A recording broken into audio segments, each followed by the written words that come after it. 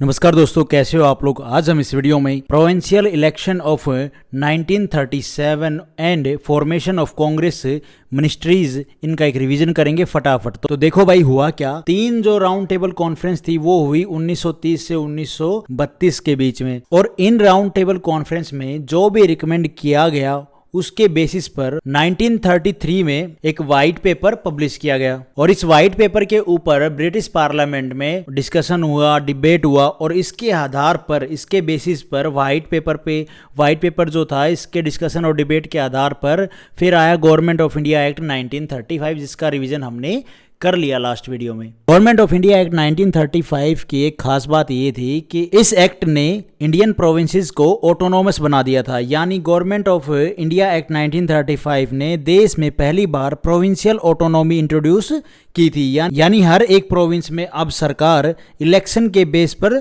चुनी जाएगी। और ये 11 प्रोविंस कौन कौन से थे? Madras, Bombay, central province, Bihar, Orissa, united province, Assam, north west frontier province, Bengal, Punjab और सिंध। और इन 11 प्रोविंसेस में जो हमने अभी पीछे देखे, इनमें टोटल जो सीट थी वो थी भैया 1585। साल 1936 में इलेक्शन अनाउंस किए गए, तो इन 1585 सीट में जो 482 जो सीट थी वो रिजर्व थी मुस्लिम्स के लिए। यानी इन पर ओनली मुस्लिम कैंडिडेट ही खड़े होंगे इन सीट के ऊपर। After government of India act 1935 around 30 million Indians were given the right to vote. और मुस्लिम लीग ने तो इन सीट्स के ऊपर अपने जो कैंडिडेट थे उनको खड़ा किया ही था। साथ ही कांग्रेस भी पीछे नहीं थी। कांग्रेस ने भी 58 मुस्लिम कैंडिडेट को इन रिजर्व्ड सीट पर खड़ा कर दिया था। तो बात ये हुई कि इन लीडर्स को वोट कौन करेगा। बेसिकली 1935 से पहले बहुत ही कम लोगों को वोट देने का अधिकार था, लेकिन after the government of India act 1935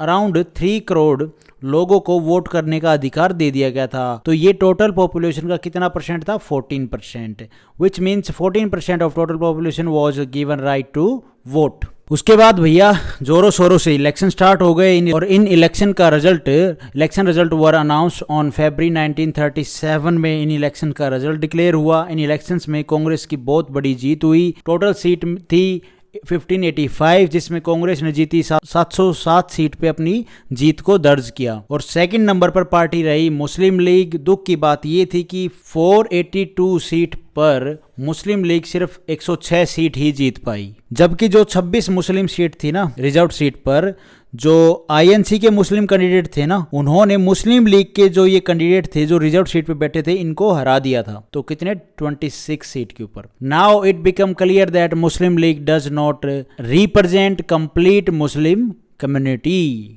अब भाई सीधी सी बात है, मुस्लिम मेजोरिटी एरिया में ही मुस्लिम लीग के जो कैंडिडेट थे वो जीत नहीं पाए थे। तो भैया बात साफ थी कि मुस्लिम लीग किसी भी मायने में मुस्लिम पॉपुलेशन को रिप्रेजेंट नहीं करती थी। जैसे मुस्लिम लीग के जो लीडर थे वो दावा करते थे कि भैया हम सारी मुस्लिम जो कम्युनिटी है उसको रिप्रेजेंट करेंगे और जितनी भी सीट होंगी हमारे कैंडिडेट जीत के आएंगे। तो ऐसा कुछ नहीं हुआ। और दूसरी तरफ United province, Bihar, Orissa, central province और मद्रास में, यानी इन 5 प्रोविंस में कांग्रेस को एब्सोल्यूट मेजोरिटी मिली थी। 50% प्लस सीट के ऊपर कांग्रेस मेजोरिटी में थी, जीती थी भैया। चलो जी ठीक है। तो अब सिंपल सी बात यहाँ पे सीधी सी बात यहाँ पे ये दिख रही थी, कांग्रेस अपनी मिनिस्ट्री फॉर्म करने वाली थी भैया इनमें, तो क्योंकि मेजोरिटी में है। और बाकी north west frontier province, Assam, Bombay, इनमें कांग्रेस क्या है भैया, मेजोरिटी में तो थी नहीं। लेकिन यहाँ पे कांग्रेस को 2-3 या 4-5 सीट की जरूरत थी। कांग्रेस ने क्या किया भैया, जो लोकल पार्टी के जो लीडर हैं उनके साथ गठबंधन करके अपनी जो सरकार है वो बना ली थी। तो यहाँ पे आप कह सकते हो कोलिशन गवर्नमेंट काम कर रही थी इन 3 प्रोविंस में। और पंजाब में मुस्लिम लीग और सिकंदर हयात खान की पार्टी यूनियनिस्ट पार्टी ने एक गठबंधन की सरकार बनाई थी। मुस्लिम लीग और यूनियनिस्ट पार्टी ने एक जो गठबंधन की सरकार है वो बनाई कहाँ पे? पंजाब में। और बंगाल में फैजुल हक की पार्टी कृषक प्रजा पार्टी से मिलकर इन्होंने क्या है अपनी गठबंधन की जो सरकार थी वो बना ली थी। तो लास्ट में बचा भैया सिंध मुस्लिम पॉलिटिकल पार्टी ने अपनी सरकार बनाई थी। उसके बाद है भैया B.R. अम्बेडकर साहब की बात आती है। B.R. Ambedkar independent labour party won 14 seat of total 17 seats on which it contested at Bombay presidency. तो यहाँ पर एक पॉइंट ये है कि इलेक्शन में B.R. अम्बेडकर की इंडिपेंडेंट पार्टी ने बॉम्बे की 17 सीट पर कॉन्टेस्ट किया था, जिनमें से उन्होंने 14 सीट के ऊपर जो है अपनी जीत को क्या है कंफर्म कर लिया था। लेकिन यहाँ पे इंपॉर्टेंट चीज ये है कि बॉम्बे प्रेसिडेंसी में जो टोटल सीट थी वो थी भैया 175। तो 14 सीट से सरकार तो बना नहीं सकते थे B.R. अम्बेडकर साहब। तो INC ने ही क्या है बॉम्बे में अपनी जो गठबंधन की सरकार थी वो बनाई थी। अच्छा जी, क्योंकि B.R. अम्बेडकर 14 सीट लेके क्या सरकार थोड़ी नहीं बना सकते थे भैया। सीट की जो क्या संख्या वो ज्यादा है, 175 है, और उस टाइम पे 14 सीट से तो कुछ होना नहीं है। तो कांग्रेस ने गठबंधन की सरकार यहाँ पे बना ली थी। तो भैया अब 1937 इलेक्शन के बाद 11 प्रोविंसेस में से 8 में तो कांग्रेस ने अपनी सरकार क्या है भैया बना रखी थी। अब सरकार तो बन गई, अब लोगों को कांग्रेस मिनिस्ट्री से उम्मीदें भी तो बहुत ज्यादा थी। और भाई अब सरकार बनाते ही कांग्रेस ने सिविल लिबर्टीज को बढ़ाना शुरू किया। कई सारे land, industry, social reforms pass किए गए। For example Orissa, united province, Bengal, ठीक है। और दूसरी जगह पर जहां पर कांग्रेस की मिनिस्ट्रीज थी वहां पर टेंडेंसी बिल लेके आए गए। क्या मैं लिख देता हूं भैया, टेंडेंसी जो बिल थे वो लेके आए गए, ताकि वहां के पीजेंट्स जो दूसरों की जमीनों पर काम करते थे उनकी लाइफ कुछ अच्छी की जा सके। कांग्रेस मिनिस्ट्री मतलब सरकार को बने 28 मंथ हो चुके थे, और ईयर 1939 में कांग्रेस के कई सारी कोशिशों के बाद इंडिया के कई सारे जो सेक्शन थे कांग्रेस के इन कामों से खुश नहीं थे। खासकर दलित, किसान, पीजेंट्स और इंडस्ट्री में काम करने वाला जो मजदूर थे वो इनकी जो पॉलिसीज थी, उनकी जो कोशिशें थी उनसे खुश, सेटिस्फाइड नहीं थे। और इसके साथ साथ मुस्लिम लीग क्या है भैया, जो इलेक्शन में हार हुई उनकी, उसको वो पचा नहीं पा रही थी।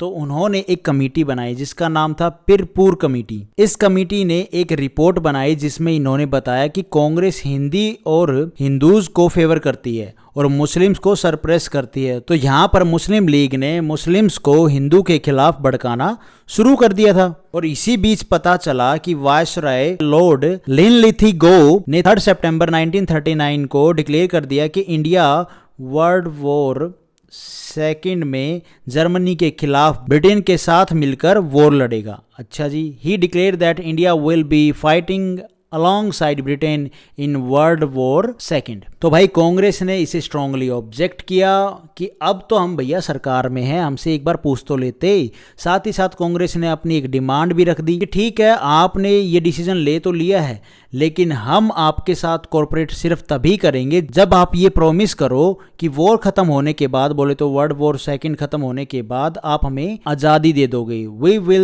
We are in government, you should have ask, कि आप एक बार पूछ लेते हमसे। We will cooperate with you only if you promise freedom that after the war, कि भैया आप वर्ल्ड वॉर सेकंड खत्म होने के बाद हमें आज़ादी दे दोगे। लॉर्ड लिथिंगो ने कहा देखो आज़ादी दूंगा या नहीं दूंगा ये तो भैया मैं नहीं जानता, लेकिन अब जो मैंने डिसीजन ले लिया इससे पीछे मैं नहीं हटूंगा। तो कांग्रेस मिनिस्ट्री ने भी इसका जवाब अच्छे से दिया। 22 अक्टूबर 1939 को सभी कांग्रेस मिनिस्टर ने अपने इस्तीफे दे दिए ब्रिटिश गवर्नमेंट को कि लो भैया पकड़ो और अपना करते रहो तुम लोग ही। Congress minister resign on this issue. तो ये था भैया एक रिवीजन प्रोविंशियल इलेक्शन 1937 का और फॉर्मेशन ऑफ कांग्रेस मिनिस्ट्रीज का। Thank you for watching this video. Video आपको ठीक लगी तो लाइक करना, चैनल पे नए हो तो गाइस सब्सक्राइब करना।